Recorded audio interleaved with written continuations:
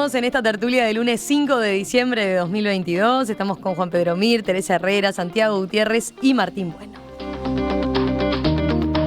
Bueno, vamos al otro tema cantado, pero por un lado un poco distinto. A ver, el viernes pasó lo que todos sabemos, ¿no? La selección uruguaya de fútbol quedó eliminada del Mundial de Qatar en la fase de grupos, lo que implicó un golpe para miles de personas que tenían la expectativa de un mejor desempeño. Con ese telón de fondo y el mal humor social que quedó instalado el fin de semana, Juan Pedro proponía discutir, bueno, ¿qué relación hay entre una selección de fútbol y la nacionalidad? ¿Qué implica asociar un país con una selección de fútbol?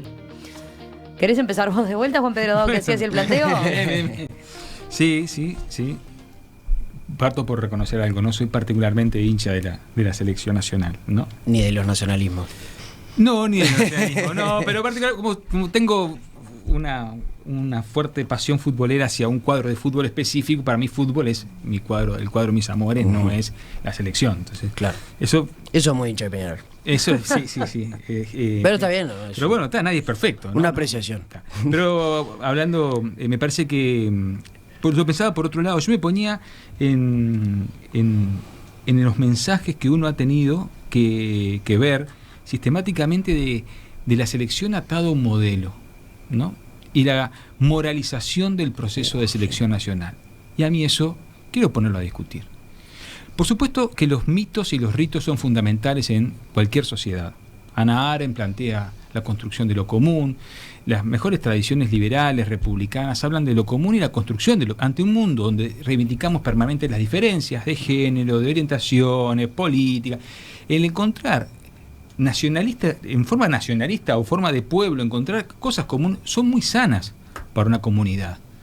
Y es muy bueno que Uruguay discuta y se aferre a lo común. En un mundo laico, en un país laico, la bandera, la escuela pública, la educación, esos mitos fundacionales son necesarios.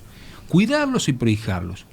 Pero de ahí pasarlos a una selección de un deporte donde aparte viene asociado a un proceso totalmente legítimo. La FIFA es la internacional, una transnacional de las más importantes del mundo.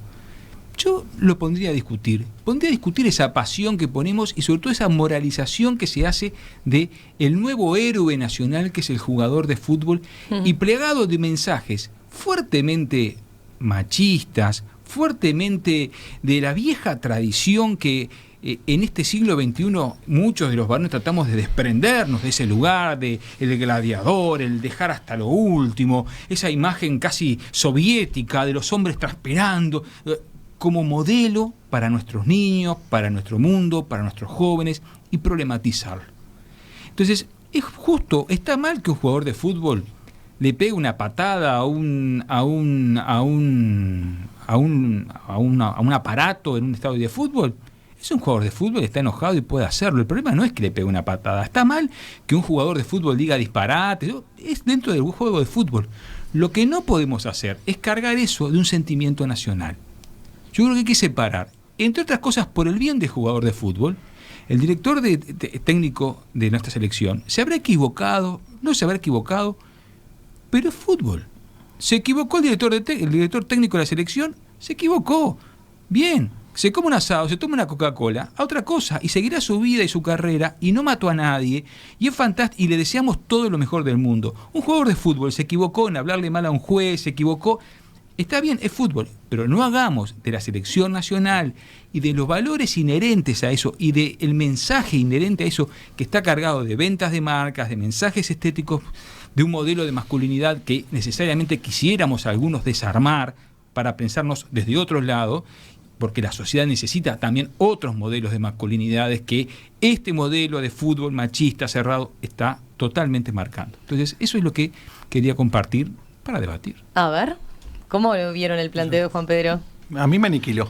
A ver. Me envió un viaje mental que quiero decir que tengo todos mis reflejos y todas mis trincheras patriarcales y absolutamente conservadoras apuntando hacia él, ¿no? ¿Hacia mí? Sí, absolutamente. O sea, estoy, en principio, yo no digo que yo tenga razón, yo te digo que todos mis reflejos son absolutamente lo contrario a lo que expresó Juan Pedro, ¿no? Me encanta. Naturalmente, a ver. Honestidad brutal. Claro. Bueno. Yo siento, y lo que voy a decir es muy triste, pero yo siento que es la realidad. Es el único elemento identitario como país que tiene Uruguay. El fútbol. El fútbol, no la selección, el fútbol. ¿Y cómo vivimos el fútbol? No hay otro. Con Peñarol, con Nacional, con la selección, aguerrido, de pierna fuerte, que no se llora, que se va para adelante. No, Martín. ¿Ah? No. Bueno, es un tema, yo creo, que nos identifica como país. No se llora en el sentido simbólico, Sí, no, sí. no en el sentido de ¿cómo se llama? De Luis Suárez, que Bueno, lloró, eso yo te iba a que preguntar lloró eso. como se debe llorar. Bueno. ¿Ah? ¿Por qué? Porque es parte de una fantasía de nación que la necesitamos. Porque el mundo real es muy duro. Y en Uruguay, que somos un país relativamente pobre, que hay, yo diría, por lo menos 1 millón de personas que tienen una vida muy dura todos los días, ¿ah? Necesitamos un poco de fantasía y necesitamos un poco estos estereotipos y estas cosas que nos dan un poco de, por un lado, alegría, porque convengamos que no hay cosa, no hay felicidad más pura que la del fútbol. ¿Ah? Y la gente Luis Suárez, cuando hace los goles que hace, Arrascaeta el otro día cuando hizo esos 2 goles, qué momento más feliz para las personas. Y si a mí me preguntan, Uruguay no tiene otra seña identitaria que nos una en un nivel de felicidad o de enojo conjunto. Es el fútbol. Como país somos una creación histórica bastante particular, llamémoslo así, sin decir nada en concreto. Si hablas en concreto después viene un montón de críticas, pues somos una creación bastante particular, con pocas señas, Eso es unánime, ¿eh? bastantes, pocas señas en común. ¿Qué nos une a todos? La pasión por el fútbol. ¿Ah? Y por algo, siendo un país tan pequeño, ¿ah? Es que logramos tener los futbolistas que tenemos y tuvimos épocas de oro hasta hace no tanto. Porque convengamos que Peñarol y Nacional hasta hace no tanto tuvieron épocas de oro. Así que me encanta. Qué interesante este debate que Está buenísimo. se puso Ahora le voy a contestar. cuando picadito. pueda. ¿Quién quiere irse? Teresa, ¿querés decir vos? Dale. Bueno, yo de más está decir, voy a ser redundante, que estoy de acuerdo con el planteo de Juan Pedro, ¿no? En cuanto a todo lo que tiene que ver con las imágenes y los estereotipos que se manejan a partir del fútbol, ¿no? Y por algo hay tanta dificultad para que las mujeres jueguen, y por algo, bueno, en fin, y por algo está tan valorado el fútbol masculino por encima del femenino, y por, en fin, podríamos escribir, se han escrito ya libros sobre estas cosas. Estoy totalmente de acuerdo con él, pero en términos de lo que significa el mito, yo voy a contar una anécdota que es muy divertida. Cuando yo daba clase en la universidad, ya estoy hablando, cuando era incluso mucho más joven que ahora, en la UDELAR, un día un alumno de Ciencia de la Comunicación, que sabían mis alumnos que yo había llegado ya recibida a Montevideo, desde Buenos Aires y todo lo demás, me dice: profe, ¿usted en el 50 ya vivía en Uruguay? Entonces yo le dije, claro, primero tuvo la mirada de conmiseración de todo el resto de sus compañeros y compañeras que dijeron: nunca en tu vida vas a probar esta materia. Querido, aunque tú no lo creas, en el 50 yo todavía no había nacido, nací en el 53. Pero me sirvió, yo daba Sociología de la Comunicación y me sirvió como ejemplo clarísimo para demostrar que en aquel momento, y aún hoy en día, el 50 fue ayer. Es parte de la gloria de Uruguay, ¿no? Es decir, el 50 es la epopeya mayor, digo, ¿dónde? Bueno, y fue ayer, porque está como acá en la mente y en el corazón todavía dando vuelta. Entonces, claro, a nadie se le ocurre hacer cuentas en torno a que eso fue, y bueno, fue alguna otra vez más, pero muy pocas. Entonces, yo creo que ese mito, como todo mito, se mantiene, tiene una base de realidad. Todos los mitos tienen una base de realidad, no son un invento, un clavel del aire. Tiene una base de realidad, pero que está muy arraigado en lo que es la idiosincrasia en general.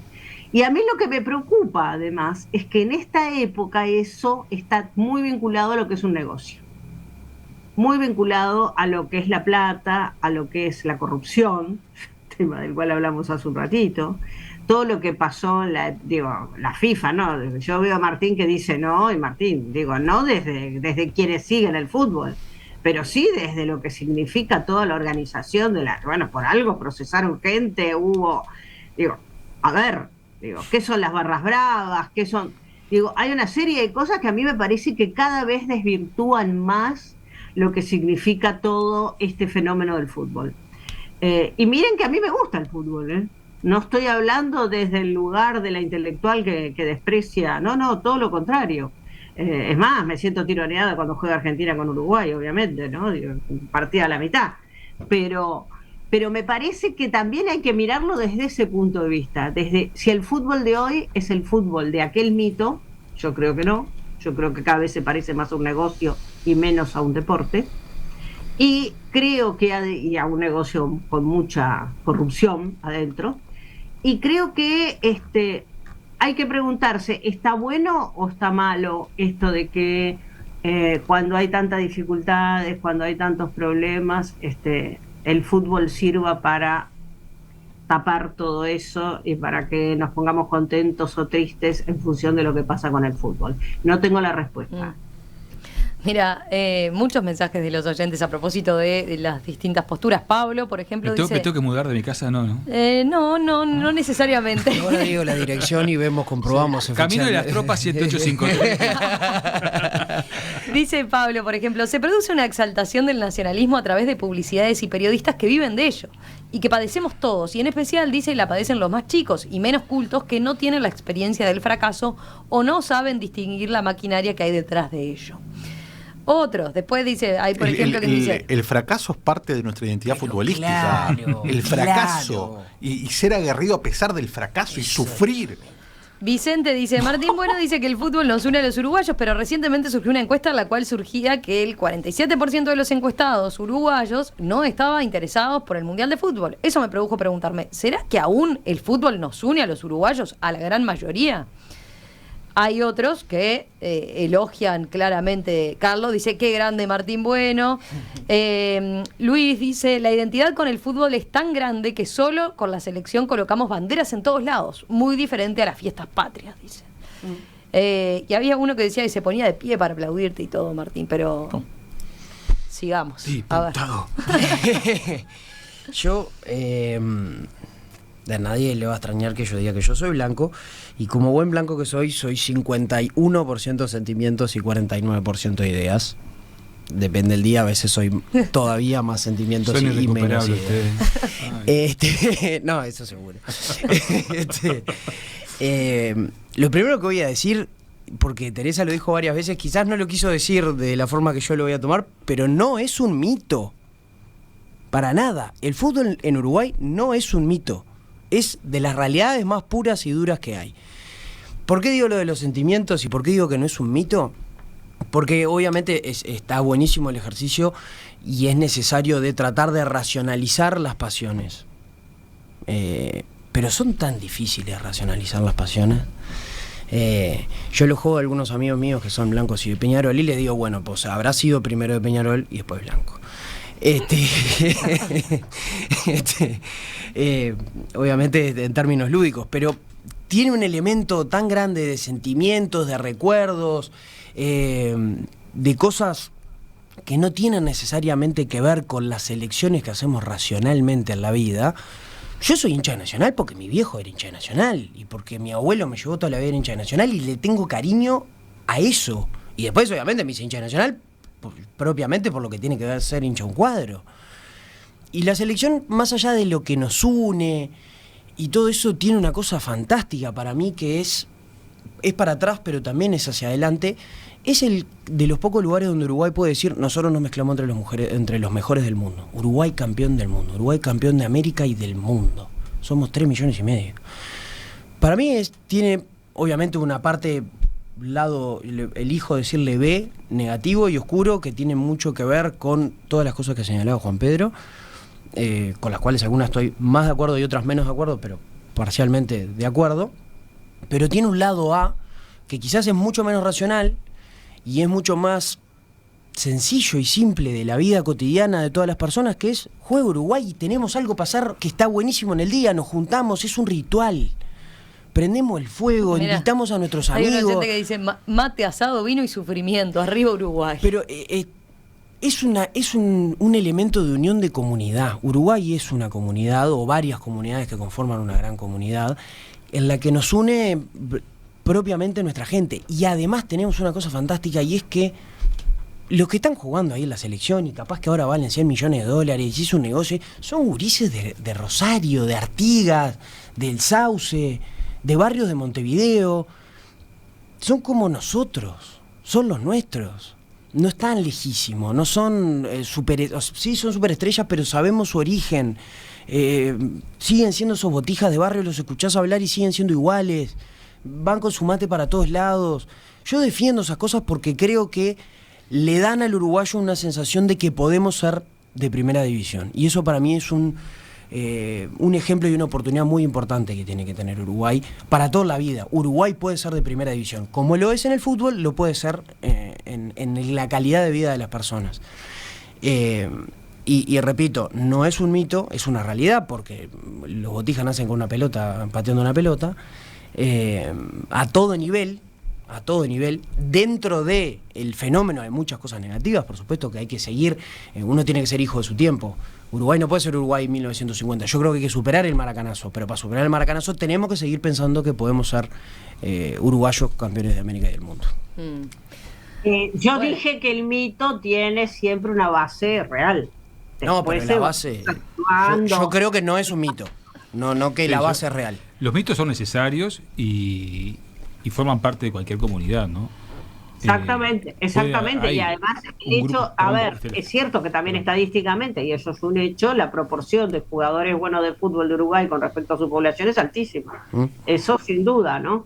Y ojo, también la proporción de chiquilines que tienen en su esperanza cifrada en jugar, en llegar a ser jugadores de elite, que quedan en el camino, que quedan, y basta escuchar a los dirigentes, por ejemplo, de la Mutual de jugadores que pasan de, vos tenemos 40 muchachos que por generación pueden llegar a los niveles más altos, pero después tenemos a decenas de miles que quedan por fuera y que quedan por fuera de eso. Entonces, exactamente. Por eso yo me acuerdo que hace años trabajé en un proyecto donde justamente una de las cosas que se insistía mucho en que los equipos de fútbol no permitieran que los gurises dejaran de estudiar, ¿no? Los que estaban haciendo prácticas, los que participaban de las divisiones inferiores y todo lo demás, justamente para evitar, porque después los chiquilines llegaban a una situación en la cual no eran los cracks que suponían que iban a ser y quedaban sin nada, sin ninguna posibilidad de ninguna inserción en ningún lado por esa frustración, ¿no? Eso también es otra parte del lado B, ¿no? Dos breves comentarios. Uno respecto a la frustración, y es que obviamente el fútbol, y sobre todo el béisbol, tiene muchas cosas muy negativas sobre cómo se manejan las frustraciones y las presiones, pero la frustración es parte de la vida, y superar la frustración e incorporar la frustración es un elemento muy importante para la vida de cualquier persona que quiere ser un adulto íntegro. Y las derrotas también son parte de la vida, más parte que las victorias seguramente. Y lo otro es un breve comentario de una vez viendo un documental de Maradona. Yo nunca fui un ultra fanático de Maradona, siempre me generó mucha resistencia, pero vi un momento en el que entrevistan a un señor en la calle, de apariencia muy humilde,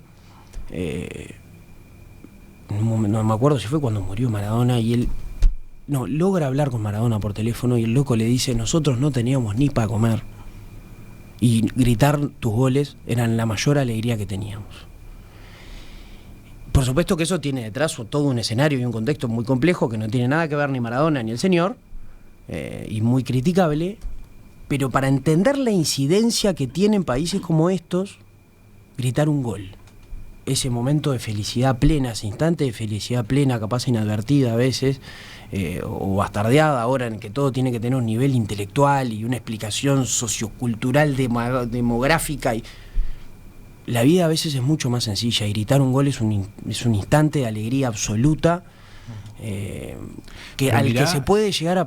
Santiago, los pueblos siempre gritaron. Antes gritaban, por ejemplo, cuando se quemaban vivas brujas. O sea, el hecho de juntarse a gritar... Yo estoy hablando de alegría. Eran alegrías. Y antes se festejaba cuando se decapitaba gente. O sea, me parece que el proceso... No creo que sea tan arcaico. No, yo creo que el proceso... Y creo que no se jode nadie gritando un gol, sobre todo, que es lo más, lo más importante de todo esto. Junto a que la nacionalidad y lo mejor que le podemos dejar a nuestros hijos, y a nuestros hijos, y ya pensando quizás en nuestros nietos en lo personal, es, bueno, el fútbol es fútbol, viva la selección, pero capaz que hay otros valores que capaz que podemos empezar también a poner arriba de la por supuesto, mesa. Pero no las maestras que se levantan a las 3 de la mañana para llegar a la escuela rural valen mucho más que un jugador de fútbol que corre atrás de la pelota. Un cirujano que está salvando una vida y que estudia 15 años para poder salvarte la vida, tiene otro valor. Pero no son excluyentes. Yo creo que el Uruguay construye sobre una escena, sobre un lugar, sobre un mito fundacional que lo llena de la maldita garra. La maldita garra charrúa. Si hay una construcción mentirosa de la garra, lo que logramos como país, que tenemos un país alfabetizado, con derechos de la mujer, no fue a garra. Fue construcción de sumar inmigrantes, de apertura democrática, de diversidad. No fue la garra. Entonces, a veces la construcción que nosotros hacemos sobre ese mito de la garra celeste, la garra charrúa, capaz en forma problematizarla. Es decir, yo creo sí, pero también. María dice, muy bien, Juan Pedro, manda varios aplausos. Gracias, María. Son Gracias, mamá. Lo que Gracias, mamá. Gracias, mamá. Yo creo que sí, pero también, ¿no? Sí, claro. A ver, seamos tan ilustrados como valientes. Muy bien. ¿Y qué es valiente? Se terminó. ¿Qué es valiente? Es la garra, es lo que transmitimos culturalmente. Vos no te achicás. Y si se pudre el partido, vos vas para adelante. Si te meten entre goles, vos vas para adelante. Y eso lo transmitís de generación en generación. El maracanazo. Si no le transmito el maracanazo a mi hijo, ¿qué le transmito a Uruguay? Decime qué le transmito. La salida de la dictadura. Pero que sea identidad nacional. No que sea maracanazo a tu hijo. Absolutamente. Como lo único. Absolutamente. Transmitir el obelisco del 83. No, muy complejo. Si no cagaron. No se metan en el obelisco. Transmitir el obelisco del 83. Transmitir a Paulina Luis. Y transmitir en la Universidad de la República. Pero no es excluyente. No es excluyente. Quédese en la garra. A ver, que Teresa está queriendo decir algo, pero no. Pará, Tere, dale de vuelta. Que el voto del no, el único país que le votó no. Gracias, Teresa. Gracias, Teresa. A ver, estamos hablando de identidad nacional. No de lo que podemos estar ciertas élites muy afectos a transmitir. A ver, ¿cómo vas a transmitir a Paulina Luis y a la barra? ¿Qué élites? A la barra.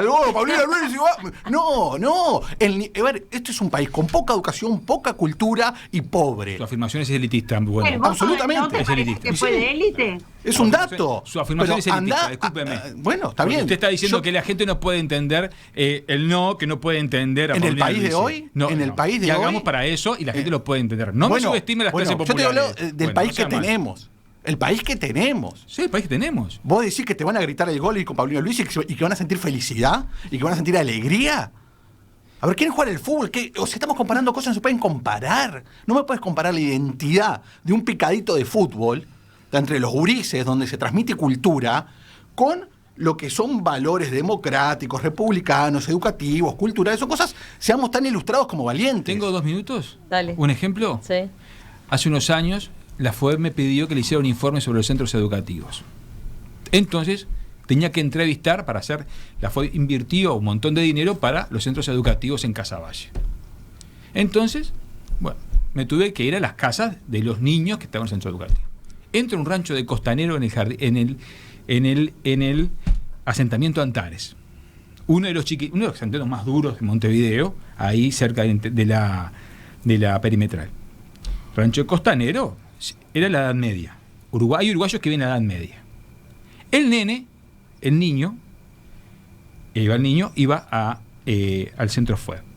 La madre me recibe con esa austeridad y esa belleza de sentar, saca el único mantelito que tiene, lo pone arriba de la mesa, yo saco la computadora, bien de cheto, saco la computadora, empiezo a escribir y a hacerle preguntas.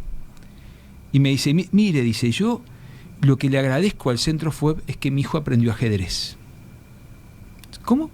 Si nosotros no sabíamos qué era el ajedrez. Y el día del niño me pidió de regalo un ajedrez. Y la verdad, 150 pesos sale un tablero de ajedrez. Y a mí lo que me dice eso es que mi hijo puede aprender ajedrez.